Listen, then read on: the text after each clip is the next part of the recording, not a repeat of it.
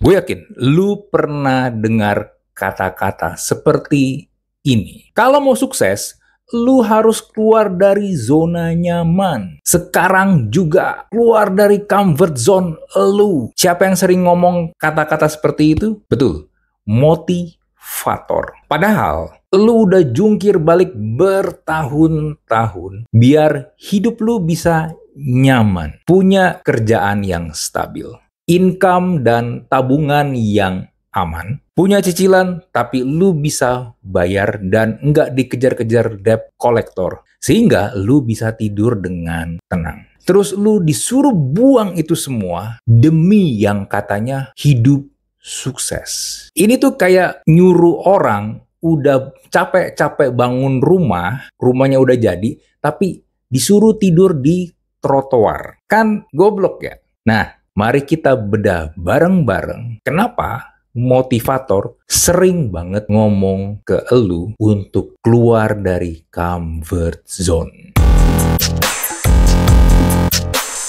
Halo semua, thank you yang sudah nonton dan subscribe channel YouTube gua. Dan sekarang gua membuka membership. Jadi buat lu yang pengen join jadi member di channel YouTube gua, lu bisa tekan tombol join dan pilih lu mau masuk tier yang mana. Gua ada 3 macam tier. Tier yang pertama adalah rookie, tier yang kedua adalah starter, dan tier yang ketiga adalah superstar. Nah, lu bisa pilih lu lebih cocok yang mana dan juga sesuai dengan budget lu, dan setiap tier ada benefitnya masing-masing. Oke, thank you, dan jangan lupa daftar. Kenapa motivator doyan banget jual jargon, keluar dari comfort zone kalau mau sukses? Jawaban simpelnya adalah karena dengan menjual keluar dari comfort zone supaya bisa sukses, itu seakan-akan nyentil rasa bersalah lu. Lu tuh nyaman ya? Berarti lu lemah. Terus bikin lu panik. Kalau lu nyaman terus, berarti lu gagal. Terus jeng. Apa yang mereka tawarkan sebagai solusi? Kelas seminar, kelas motivasi, bootcamp, itu yang jadi solusi dari mereka. Jadi itu semacam seperti paket yang buat elu insecure, kasih elu rasa takut, lalu nawarin lu jalan keluar yang jadi mesin duit buat para motivator. Dan orang gampang banget kepancing karena konsepnya memang sederhana. Ada permainan psikologi di situ. Ada musuh, which is itu zona nyaman. Lalu ada pahlawan atau hero-nya, yaitu elu.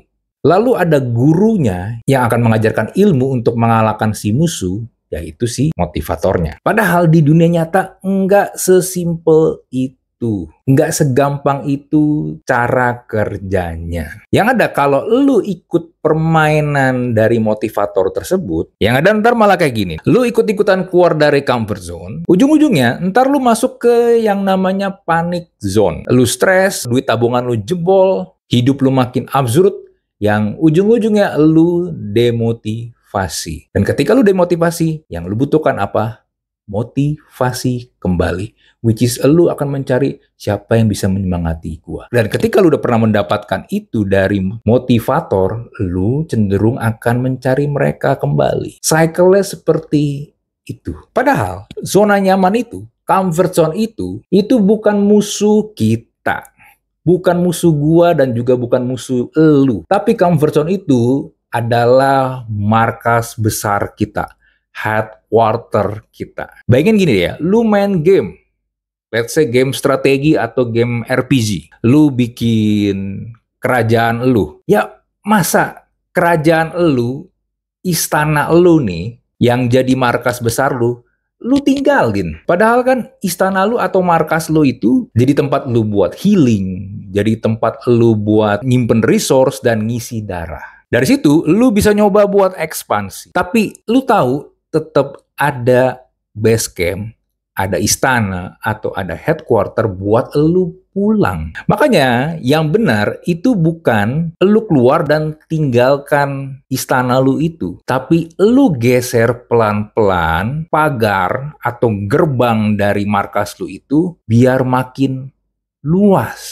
Nambah lahan sedikit demi sedikit. Jadi wilayah lu makin luas, lu makin lebih aman, dan lu makin produktif. Bukan lu lompat keluar pagar istana lu, terus lu bakar istana lu. Itu namanya nggak bertumbuh.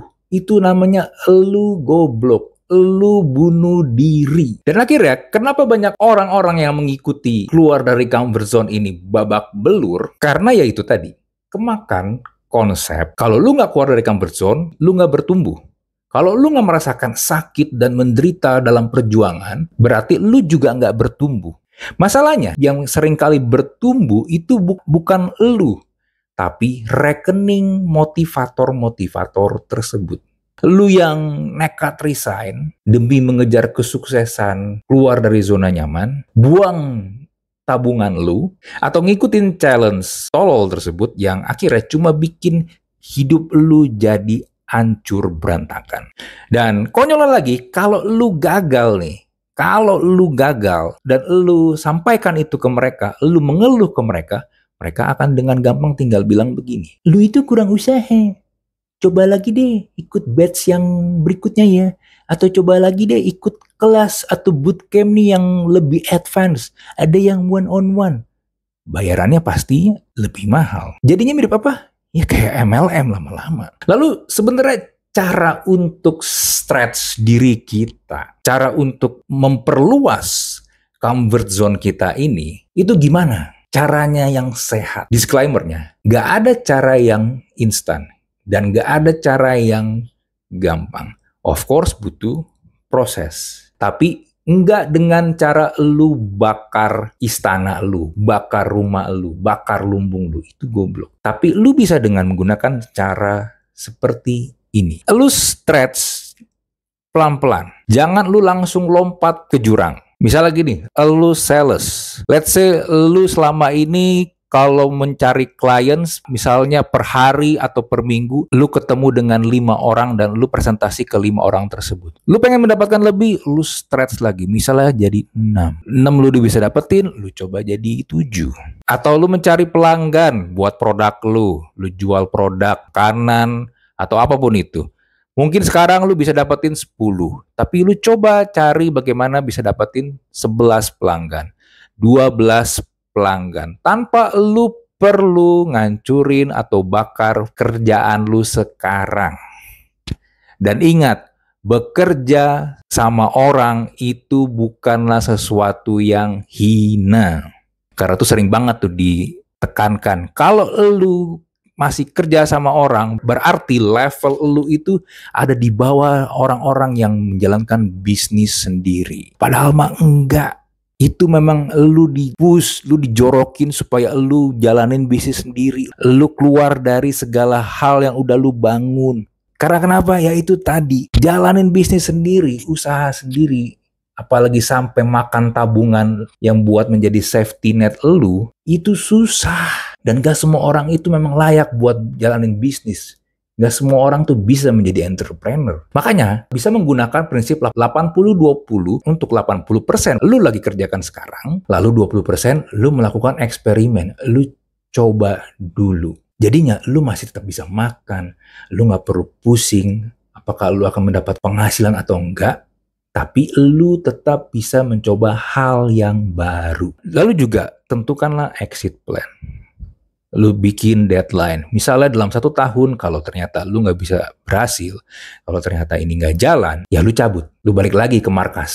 Lu balik lagi ke istana lu nih. Lu recharge dulu diri lu. Lalu setelah itu, lu ingin mencoba sesuatu hal yang lain, silakan. Tapi sekali lagi, jangan pernah bakar atau buang markas atau istana lu itu. Intinya adalah, lu harus menggunakan akal sehat lu dan juga membuat rencana yang taktis.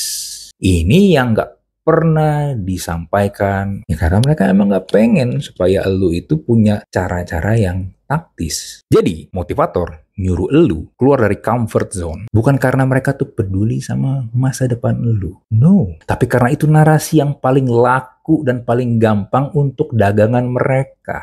Kalau mereka benar-benar peduli sama elu nih, motivator yang baik harusnya bakal bilang begini sama lu. Lu tetap pertahankan zona nyaman lu.